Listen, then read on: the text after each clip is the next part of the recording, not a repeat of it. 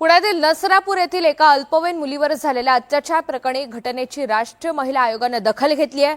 National commission for protection of child rights यांना या प्रकरणाची दखल घेऊन तपासावर देखरेख ठेवण्याचे आणि दोषींना कठोर शिक्षा मिळावी यासाठी आवश्यक ती कारवाई करण्याचं आयोगाने आवाहन केलंय। दरम्यान पीडित कुटुंबाला तातडीने मदत आणि नुकसान भरपाई देण्याचा सुद्धा प्रयत्न करणार आहे।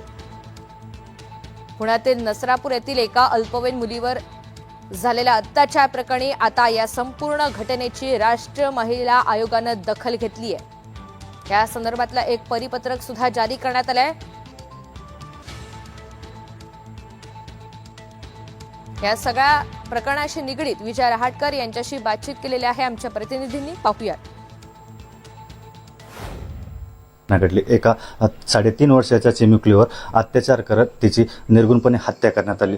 या संदर्भात आपल्यासोबत बोलण्यासाठी राष्ट्रीय महिला आयोगाचे अध्यक्ष विजय रहाटकर आहेत। आपण त्यांच्याकडून जाणून घेऊ नेमकी घटनेसंदर्भात काय माहिती आहे ते काय सांगाल। काल एक अत्यंत दुर्दैवी घटना घडली, खूपच वाईट घटना घडलेली आहे आणि याचं फार दुःख आहे, पण केवळ दुःख नाहीये, भयंकर संताप आहे, चीड आहे। अशा पद्धतीने कसं कोणी वागू शकतं? ज्या मुलीने अजून जगच बघितलं नाही तिच्यासोबत असं वागणं, भयंकर राग येतो, भयंकर संताप येतो आहे।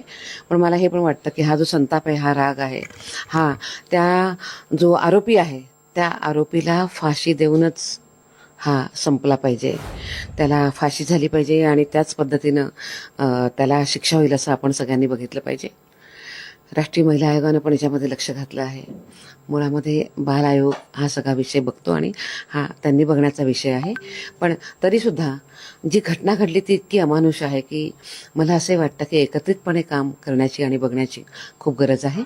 आम्ही राष्ट्रीय बाल आयोगाला आम्ही ताबडतोबीनं काल पत्र लिहिलं आहे आणि त्यांना आम्ही असं म्हटलं आहे की त्यांनी याच्यामध्ये नीट लक्ष घातलं पाहिजे।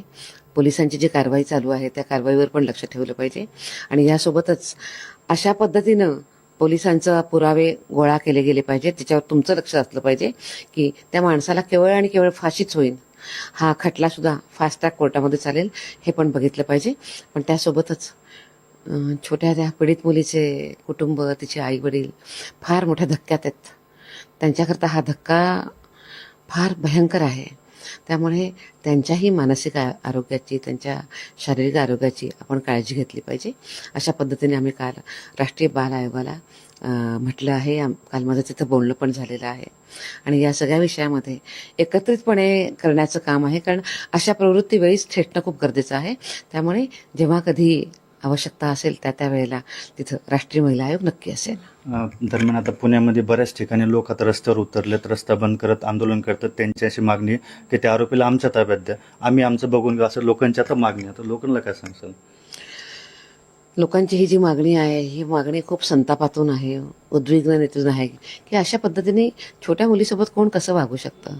मी त्या सगळ्यांना एकच विनंती करेन की तुमच्या सगळ्यांच्या भावना समजतात, त्याची कदर पण आहे आणि खरोखरीच खूप संताप येणारीच ही घटना आहे। पण मला त्या सगळ्यांना विनंती करायची की कायद्यावर आपण विश्वास ठेवला पाहिजे। कायदा नक्कीच त्या आरोपीला सजा देईल, आपण त्याकरता थोडेसे पेशन्स ठेवण्याची गरज आहे। आपण